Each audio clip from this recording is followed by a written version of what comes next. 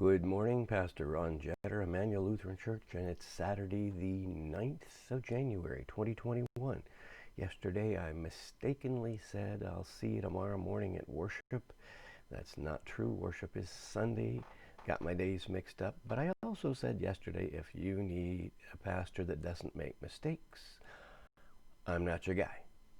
I stand by that. And worship is tomorrow. I can say that today. On the 9th. Worship is the 10th. Sunday adult class is at 9 a.m. A couple of words that we need to know as we're going through the book of Leviticus. One of these is the word olah, literally that which goes up in smoke. It's figuratively translated as burnt offering.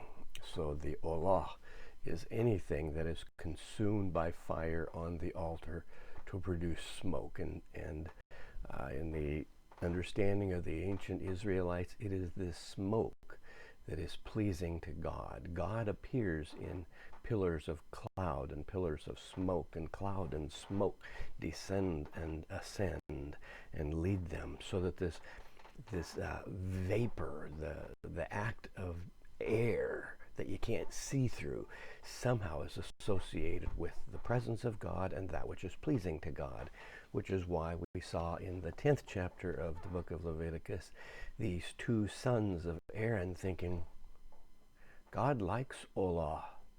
God really appreciates olah. Let's come up with our own kind of olah. Let's put together some incense and offer it to God. Let's give God an olah that God didn't command. And they themselves became olah, a burnt offering, or as one of my colleagues used to say, crispy critters, borrowing from the title of, I think it was a cereal or a snack or something.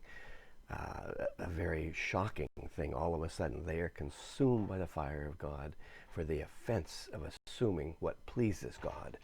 God is pleased by what God says is pleasing. Well, the word today then we're going to add to that is kashrut.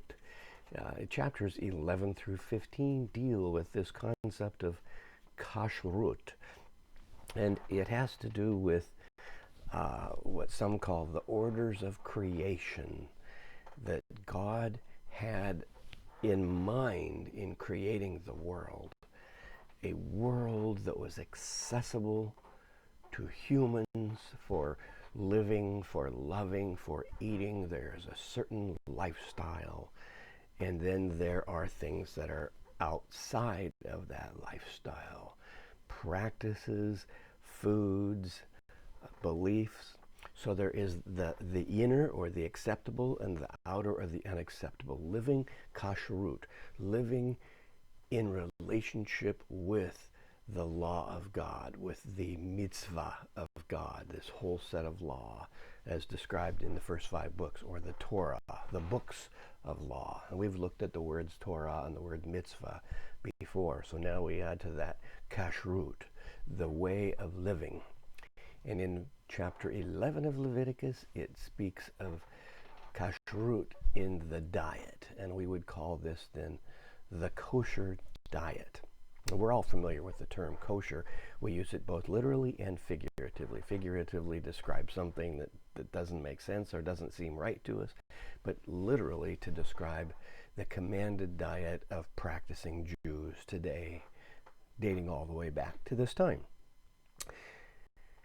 From among all the land animals, these are the creatures that you may eat. Any animal that has divided hoofs and is cleft-footed and chews the cud, such you may eat. But among those that chew the cud or have divided hoofs, you shall not eat any of the following: the camel, for even though it chews the cud, it does not have divided hoofs. It is unclean for you. The rock badger, for even though it chews the cud, it does not have divided hoofs. It is unclean for you. The hare, for even though it chews the cud, it does not have divided hoofs, and it is unclean for you. The pig, for even though it has divided hoofs and is cleft-footed, it does not chew the cud. It is unclean for you. Of their flesh you shall not eat. Of their carcasses you shall not touch. They are unclean to you. They are not kosher. So that's the land animals, the red meat, if you were, But it will go on to tell us that there are certain parts of the cattle, the parts anywhere near the butt, the end, the loin, the shank, the sirloin, parts of those, the flank, the round steak. Well, no burger, right? I guess you can have ground chuck. But those parts shall be then part of the olah. Those can be offered to God, but humans shall not eat. That's a lot of wasted meat. So if you're going to buy a quarter, buy the front quarter. Yeah, you can eat all of the front quarter. Goes on to say, these you may eat of all that are in the waters. Everything in the water that has fins and scales. Simple rule. It's got fins and scales and it's in the water. Anything in the seas or streams that does not have fins or scales, it's not kosher. Okay, so that means there's a difference between fish and crustaceans. Well, we know that they are categorized differently in biology. Got crawdads, they're freshwater, doesn't matter. Crawdads are crustaceans, they're hard shell. Even soft shell crab, it's still a bottom feeder. And maybe that's it, that fish move and swim and feed on that which is not offal, O-F-F-A-L, not refuse of other living things, but bottom feeders, which is where you get lobster and crab and crawdads and all those things. So this may be the reason why it is not kashrut, why it's not kosher. These are forbidden. So you don't want to go with your Jewish friend to Pizza Hut and say, yeah, we'd like a lobster and Canadian bacon pizza. It would be offensive to them if they follow the kosher laws.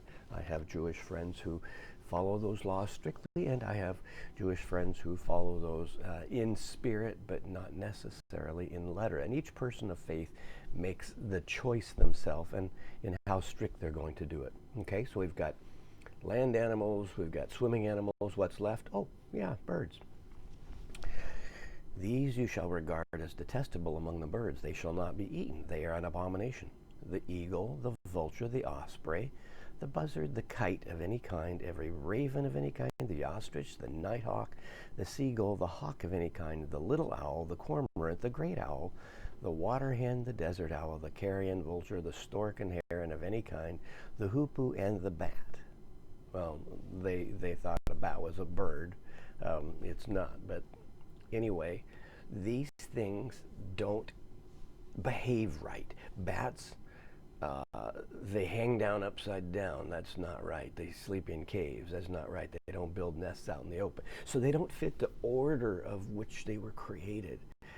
Birds that eat roadkill, for lack of a better term, are birds that are eating, again, that which is described as offal, O-F-F-A-L, not A-W-F-U-L, although offal is awful. Just remember that, and you won't eat anything like that. I thought it was interesting, by the way, that rock badger and rabbit got mentioned up in there, that rabbit and rodents are off the list.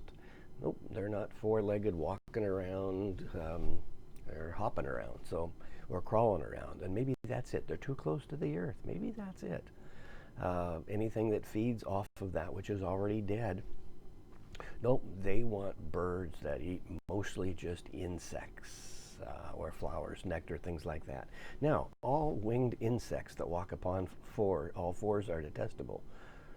But among the winged insects that walk on all fours, you may eat those that have jointed legs above their feet with which to leap on the ground. Of them you may eat the locust according to its kind, the bald locust, the cricket, and the grasshopper. Those four insects, all related, they have the jointed hoof for hopping. You can eat those. Go figure. They have a hard shell like crustaceans. They are insects, but they have jointed legs and they hop. And they eat grain. Okay. I guess that's all right. They're not beetles. Beetles eat offal. Grasshoppers eat fresh things, fresh grain. So when John the Baptist ate locusts and wild honey, he was still living kashrut. He was still living an acceptable lifestyle. And boy, you know, if you don't have wild honey to dip those locusts in, you might try chocolate too. I understand that locusts and chocolate are real good. They're probably a little harder to find these days because, well, you did know though that the Food and Drug Administration allows for a certain amount of insect matter to work its way into our grain, right? Yeah, it's all just chopped up in there.